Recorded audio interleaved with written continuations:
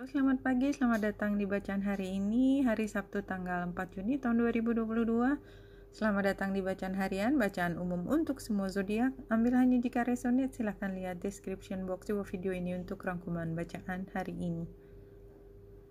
Dari chart harian yang menggunakan aplikasi ini, di mana odds-nya hanya 0,5, artinya hanya transit besar yang terlihat di sini. Kita lihat Merkurius membuat transit yang cukup rame, tanda petik, termasuk bulan juga.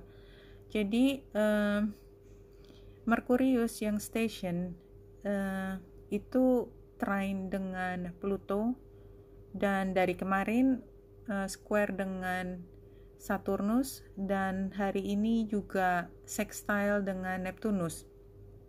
Ini apa artinya adalah ketika kita sedang berusaha, karena si Merkurius ada di Taurus, artinya memang semua pembahasan kita adalah tentang keuangan, tentang kesejahteraan, tentang kenyamanan, pengharapan yang luar biasa untuk kita menjadi jauh lebih sejahtera. Dan itu udah dari sebulan yang lalu kita ngomongin tentang gimana supaya pemasukan kita lebih baik, gimana supaya pekerjaan kita lebih menguntungkan buat kita, atau kita bekerja lebih baik sehingga kita mendapatkan rekognisi dari atasan kita, dan pada akhirnya kita mendapatkan keuntungan lebih dalam hal misalnya kesempatan untuk belajar, kesempatan untuk mendapatkan tambahan pemasukan, atau untuk promosi, atau untuk mendapatkan semua kesempatan karena kita berusaha untuk mencapai sebaik-baiknya apa yang ada di depan kita karena di Taurusnya. Nah, hari ini sedang square dengan Saturnus, dan sebenarnya udah kemarin kita lihat, kita banyak sekali sebenarnya ingin ngomel ya, karena Merkurius pasti bawaannya kan ngomong, karena dia tension dengan Saturnus, maka kita nggak tahan sebenarnya, ini kan harusnya begini, kenapa kok nggak begitu, kita udah lama begini, dan ini akibatnya 1, 2, 3. Jadi ketidakpuasan itu bisa memuncak, dan pada hari ini somehow ini membawa kita untuk melihat lebih jauh, dan ternyata barangkali bukan hanya kita yang merasakan kerugian ini gitu ya. Intens sekali kita merasa bahwa ini bukan hal kecil lagi gitu, apalagi sextile dengan Neptunus itu udah nggak mungkin hal yang kecil lagi, itu menjadi lebih luas imajinasi kita berpikir kalau ini merugikan seseorang, maka dia akan terpengaruh, mungkin pendidikan anaknya terpengaruh, mungkin, dan lain sebagainya. Itu tiba-tiba panjang lebar. Dan kemudian kalau kita lihat bulan hari ini, kita bicara hari ininya, bulan ada di Leo, ini menunjukkan bahwa kita sangat peduli dengan orang-orang sekitar kita, dengan cinta kita, dengan kebahagiaan kita. Dan ini square-nya adalah dengan Venus. Artinya kita melihat dengan jelas apa yang paling berharga, atau pada saat ini kita seperti mempertanyakan sebenarnya mau apa sih kita, kenapa kok kita susah payah ada di sini, misalnya seperti itu ya. Jadi kita melihat apakah upaya kita ini memberi tambahan emosi kepuasan pada diri kita. Dan pada saat ini karena bulan ada di Leo, kita menjadi lebih sensitif, dalam arti kata kita ingin agar orang mendengarkan apa yang menjadi keluh kesah kita, apalagi matahari ada di Gemini ketika penguasanya Leo kan matahari.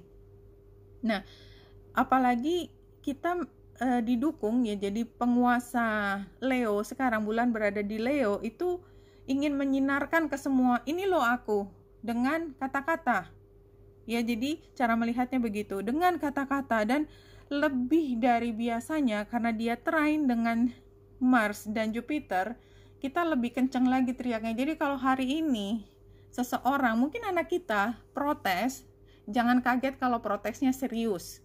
Biasanya protesnya cuman paling muka jelek, tanda petik ya, muka sebel ya. Sekarang enggak, dia akan teriak lebih keras karena semuanya intens buat dia tuh, seperti kenapa kok ibu nggak dengar saya, kenapa kok bapak itu selalu membela kakak, misalnya seperti itu, something like that. Jadi hari ini super intens.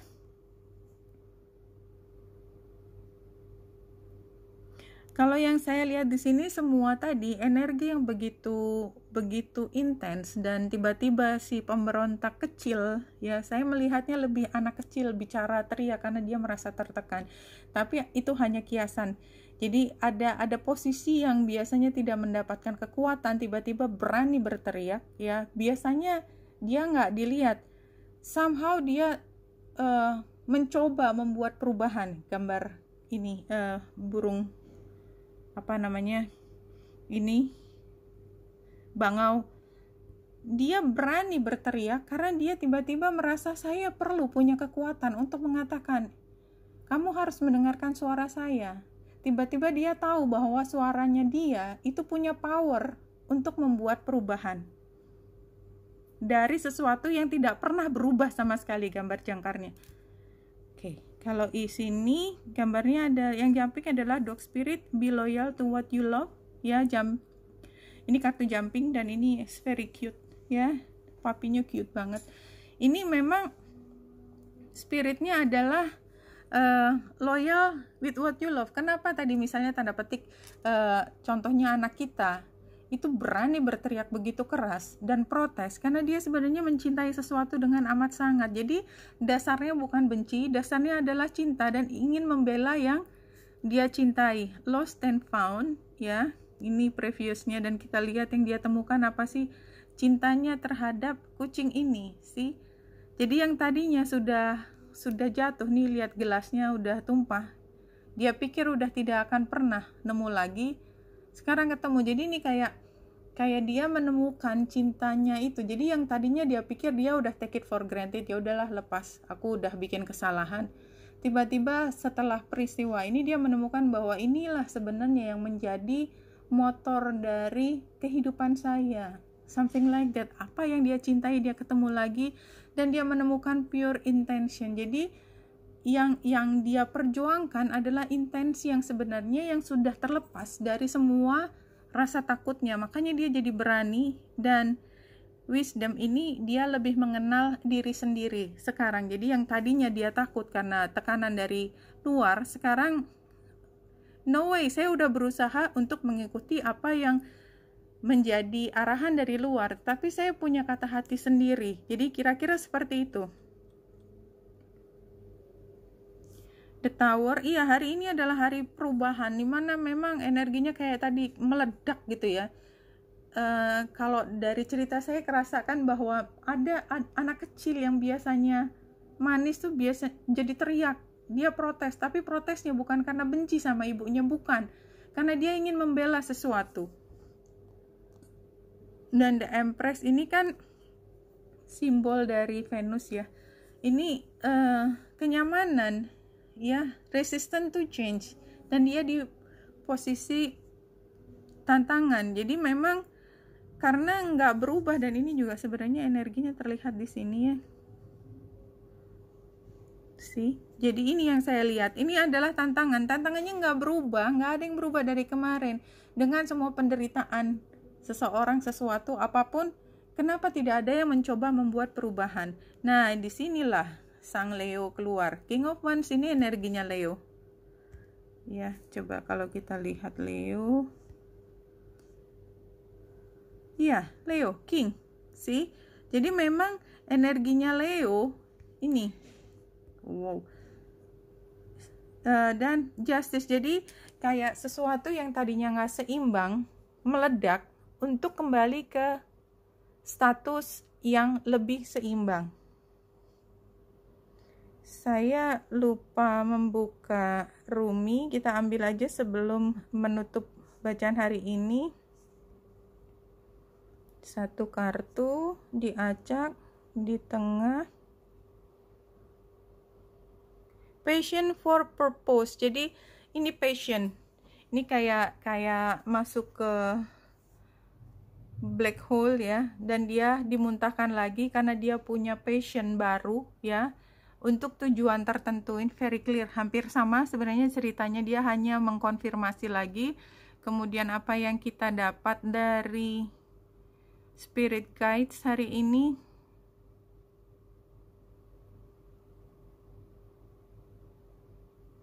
If you give up your obsession with time, you will grow younger and healthier with the passing years. Ini sebenarnya obsesi with time tuh, kalau buat saya ya, saya yang sudah lewat waktu cukup panjang ya. Kalau saya ketemu sama teman-teman saya, mereka, umur saya sudah segini, nanti saya begini, saya begitu, segala macam ya. Biasa kan semua orang takut kan menjadi tua. Saya cuma bisa bilang, inevitable, ini emang kita bisa menghindarkan. Apakah ada manfaatnya kita mengatakan, aduh gimana nih, nanti umur saya bertambah? Nggak bisa, kita nggak bisa apa-apa, kita cuma bisa ngikutin aja. Kalau kita lepaskan semua angka tersebut, lepas. Just be ourselves. Kita akan terus punya lahan untuk terus berkembang. Kenapa? Ketika kita ngomongin angka menjadi hal yang limiting gitu ya, kita udah nggak mungkin dong belajar gambar lagi, umur saya udah segini. Kalau saya nggak peduli dengan umur, saya pengen gambar, saya gambar, titik. Saya kemudian bisa menjadi lebih ahli dalam gambar, regardless umur saya, karir saya, apapun kalau saya ingin lakukan, dan saya tidak terbatas oleh angka dalam hal usia, maka itu akan lebih mudah. Dan ketika kita mengerjakan sesuatu yang membuat kita bahagia, dan itu energinya Leo banget, kita akan menjadi lebih mudah. Kenapa kita menjadi lebih mudah? Karena kita happy. Apa sih resepnya jadi awet muda? Awet muda tuh nggak mungkin kalau angka kan nggak bisa kita kan terus bergerak. Itu bukan sesuatu yang bisa diperjualbelikan, never. Dan oleh sebab itu, kita menjadi tua itu inevitable. Jadi kalau ada orang mengatakan, kakak umurnya udah segini ya, banyak ya gitu ya. Kadang-kadang saya tersinggung memang. Kan saya cuma bisa jawab ya. Ya either kamu akan umur segini juga, atau kamu nggak pernah akan sampai ke umur ini. Ya, hanya kamu akan sampai ke sini atau tidak pernah sampai ke sini, gitu kan jawabannya. Walaupun itu kalau saya udah jawab itu tuh artinya udah males banget gitu ya. Tapi lebih banyak kita mengatakan bahwa kita menjadi tua itu inevitable, tidak bisa dihindari. Waktu itu bukan kita yang mengendalikan, kita hanya melewati saja. Dan kalau obsesi kita tentang umur kita buang jauh-jauh, maka tidak ada limitasi untuk kita mulai belajar. You will grow younger and healthier with the passing years. And this is very much true, at least for me. Okay?